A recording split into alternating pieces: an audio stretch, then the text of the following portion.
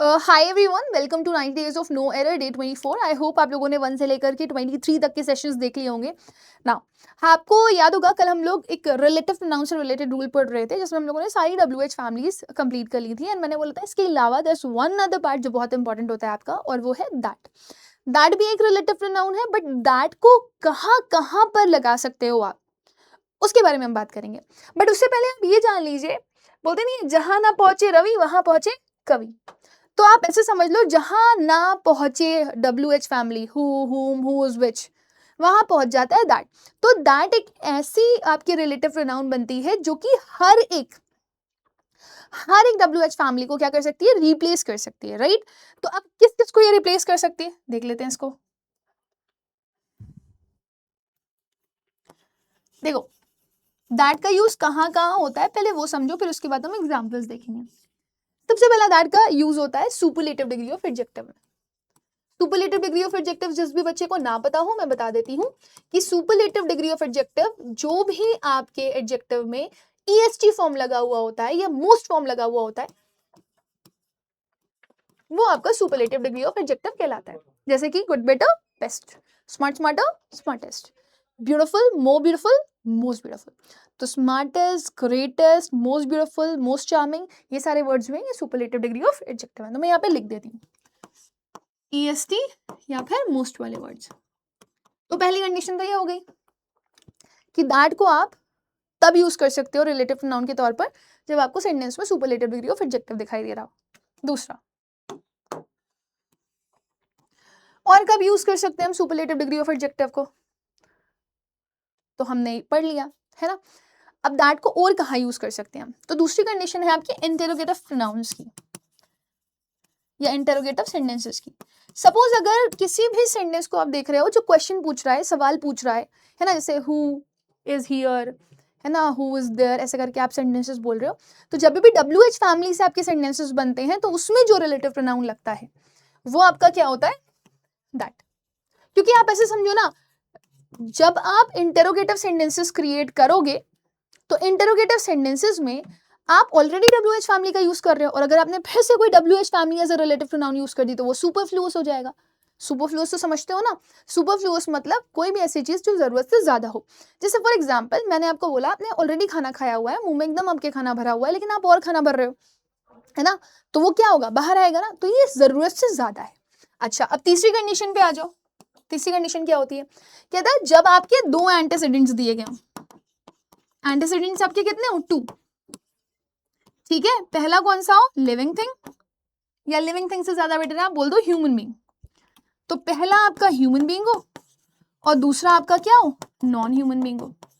तो जब भी आपके साथ ऐसी कंडीशन दी गई होती है जहां पर आपके पास दो एंटीसीडेंट्स होते हैं, एक ह्यूमन बीइंग होता है और दूसरा नॉन ह्यूमन बीइंग होता है, तब उस कंडीशन में भी अगर आपको रिलेटिव प्रोनाउन लगाना पड़ जाए तो आप क्या लगाते हो, दैट। सेंटेंसेस समझोगे ज्यादा बेटर तरीके से अंडरस्टैंड करोगे, लेकिन अभी सब कंडीशंस पढ़ लो कि कहां कहां हम लगाते हैं रिलेटिव प्रोनाउन में दैट। अच्छा, और कौन सी कंडीशन है मैम, कुछ कुछ ऐसी कंडीशंस जहां पर आपको जैसे सच वर्ड मिल जाए, है ना, द सेम वर्ड मिल जाए, ओनली वर्ड मिल जाए। कई बार तो मैंने लिटिल और फ्यू के साथ भी ये यूज होते हुए देखा, है ना। या फिर इनडेफिनिट प्रोनाउंस। इनडेफिनिट प्रोनाउंस आपको पता होंगे, अगर नहीं पता है तो जान लीजिए। इनडेफिनिट का मतलब ही होता है जो डेफिनेट ना हो। डेफिनेट मतलब श्योर, इनडेफिनिट मतलब नॉट श्योर। तो कोई भी ऐसा प्रोनाउन जिसके बारे में आपको श्योरिटी नहीं है वो इनडेफिनिट प्रोनाउन है। समझ आ रही है मेरी बात। जैसे मैंने कहा एक पार्टी थी उसमें सब कोई आया हुआ था लेकिन कोई तो ऐसा पर्सन था जो मिसिंग था, तो समवन वाज मिसिंग। तो समवन कौन है, इसके बारे में कुछ अता पता नहीं है। समझ आ रही है कि नहीं आ रही, या तो आपको पर्सन ही अननोन होता है या आप उसको कॉमनली यूज कर रहे होते हो, ठीक है। मतलब श्योरिटी नहीं होती आपको कि इसी के बारे में बात करें। जैसे मैंने कहा सब पागल हैं यहाँ पे, एवरीवन इज मैड। तो एवरीवन में किसको बुलाया आपने, आपको नहीं पता, किसी स्पेसिफिक पर्सन की बात आप नहीं कर, राइट ना। ये क्लियर हो रहा है सबको। No let's take the example. सबसे पहले मान लीजिए मैंने सेंटेंस लिखा, मैंने कहा this is the movie which और दैट आई हैव सीन। यही है वो मूवी जो कि मैंने देखी है। अब ऐसा बोल रहे हो, अब आपको ना यहाँ पर सुपरलेटिव डिग्री ऑफ एडजेक्टिव दिखाई दे रहा है, ना द सेम सच ओनली जैसे वर्ड्स दिखाई दे रहे हैं, ना दो एंटेसिडेंट्स दिखाई दे रहे हैं। रिलेटिव प्रोनाउन के जस्ट पहले यूज होने वाला नाउन और प्रोनाउन एंटेसिडेंट कहलाता है। तो दो एंटेसिडेंट्स यानी कि दो नाउन और प्रोनाउन भी नहीं दिखाई दे रहे, रिलेटिव प्रोनाउन के पहले एक ही नाउन है ना, और ना ही ये सेंटेंस इंटेरोगेटिव है। तो वैसे तो अगर आप मूवी की बात करोगे तो ये नॉन लिविंग थिंग है, और नॉन लिविंग थिंग के लिए आपको क्या लगाना होता है, विच, आपको विच लगाओगे। But just look at the sentence, if I change this, मैंने कहा this is the best movie, ठीक है ना, dash I have ever seen, मेरी लाइफ की सबसे बेहतरीन मूवी है जो मैंने आज तक कभी देखी है। अब आप यहाँ पे विच भी लगा सकते हो, दैट भी लगा सकते हो, बट प्रेफर किसको करोगे? देखो मूवी तो नॉन लिविंग थिंग है, लेकिन इससे पहले आपको सुपरलेटिव डिग्री ऑफ एडजेक्टिव दिखाई दे रहा है, और अभी अभी आपने मेरे साथ पढ़ा कि सुपरलेटिव डिग्री ऑफ एडजेक्टिव कहीं पर भी दिखाई देता है तो हम क्या लगा देते हैं, दैट। तो यहाँ पर रिप्लेसमेंट किसका आ जाएगा, दैट। भी समझ में आ रहा है कॉन्सेप्ट, दिमाग में जा रहा है अच्छे से? कॉमेंट सेक्शन में मुझे बताना समझ में आ रहा है कि नहीं आ रहा है। आगे बढ़ते हैं, एक और एग्जाम्पल देखते हैं दूसरे रूल के ऊपर। इंटेरोगेटिव प्रोनाउंस या इंटेरोगेटिव सेंटेंसेस बन रहे होते हैं तो भी रिलेटिव प्रोनाउन लगाना होता है, तो दैट लगाते हो। मैंने कहा हु इज हियर, ठीक है ना, डैश कैन हर्ट, कौन है यहाँ पे जो मुझे हर्ट करेगा, ये कर सकता है। This is an interrogative sentence, क्यों? क्योंकि क्वेश्चन पूछा जा रहा है। अब देखो WH फैमिली ऑलरेडी यहाँ पे यूज करी गई है। Who is here, who can hurt me, who is here, whom can hurt me, which can hurt me, नहीं लगा सकते। क्यों? क्योंकि WH फैमिली को दो बार अगर एक ही सेंटेंस में यूज करोगे तो सुपरफ्लुअस हो जाएगा। तो इंटेरोगेटिव सेंटेंस में भी क्या लगा कर क्या होगे, दैट कैन हर्ट। समझ आ रही है? ये हो गया आपका second example. Now just look for the third example, या यहीं पे ही मैं दे देती हूँ थर्ड एग्जांपल आपको, होता नहीं है द सेम ओनली सच, है ना, तो मैं देती हूँ। मैंने कहा जैसे मान लो मैंने ऐसे लिख दिया, this is the book dash I read yesterday, ये वही किताब है जो मैंने कल पढ़ी है। This is the book dash I read yesterday, ठीक है। दूसरा स्टेटमेंट मैंने लिख दिया, this is the same book dash I read yesterday. आप समझ पा रहे हो? दोनों सेंटेंस में सिर्फ एक वर्ड का डिफरेंस है। किसका डिफरेंस है? यहाँ पर द बुक लिखा हुआ है और यहाँ पे द सेम बुक लिखा हुआ है। बुक नॉन लिविंग थिंग है, नॉन लिविंग थिंग के लिए आप हमेशा रिलेटिव प्रोनाउन क्या यूज करते हो, विच।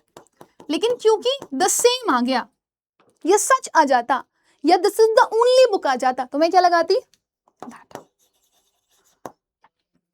दिख रहे हैं ना? ऐसे ही आप बोलते हो all dash glitter is not gold, तो all which is glitter is not gold ऐसे नहीं बोलते, all that glitter is not gold बोलते हैं। क्यों? क्योंकि ऑल क्या हो जाता है आपका इंडेफिनिट प्रोनाउन, इंडेफिनिट प्रोनाउन हमेशा कौन सा रिलेटिव प्रोनाउन लेता है, दैट। चल नेक्स्ट पे आते हैं, फोर्थ एग्जाम्पल। जब दो एंटेसिडेंट्स आते हैं तो तब आप क्या लगाते हो? दो एंटेसिडेंट में भी कंडीशन क्या बेटा, एक ह्यूमन बीइंग इंसान होना चाहिए और एक जानवर या नॉन लिविंग थिंग हो सकता है। तो मैंने क्या लगा दिया, the boy and his aunt dash work in this company, ठीक है ना, आर obnoxious। दो पर्सन की बात कर रहे हो आप, देखो रिलेटिव प्रोनाउन यहाँ पे लगाना है ना, रिलेटिव प्रोनाउन के पहले दो एंटीसीडेंट्स दिखाई दे रहे हैं, दो नाउन दिखाई दे रहे हैं, बॉय भी ह्यूमन बीइंग है और आंट भी क्या है, ह्यूमन बीइंग है, दोनों ह्यूमन बीइंग है। अब दो ह्यूमन बीइंग्स की अगर आप बात करोगे तो दोनों human beings as a subject use करोगे, कह रहे हो बॉय और आंट उस दोनों के बारे में बात कर रहे हो, works in this company are obnoxious, तो यहाँ पे क्या लगा दोगे आप, ठीक है। अच्छा अगर आपने ऐसा लिखा होता the boy and his dog, ठीक है ना, डैश रोम, रोम का मतलब होता है घूमना, इन दिस लोकेलिटी,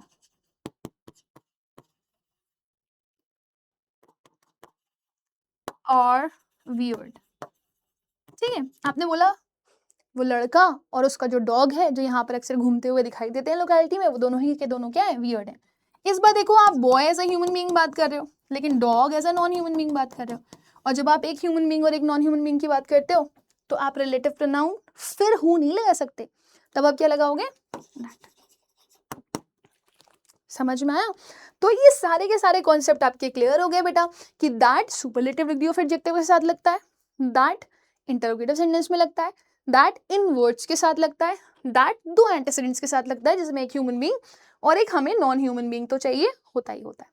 अब जाते जाते I'll be asking you 1 or 2 questions so that you people can answer these questions to me in the comment section, and make sure ask everybody to join this particular series as much as possible. अगर कोई भी बच्चा basic से start कर रहा है, उसे grammar नहीं आती, वो सफर करता है, तो क्वेश्चन मैंने लिख दिया यहाँ पे, मैंने कहा the company and his owner, ठीक है ना, डैश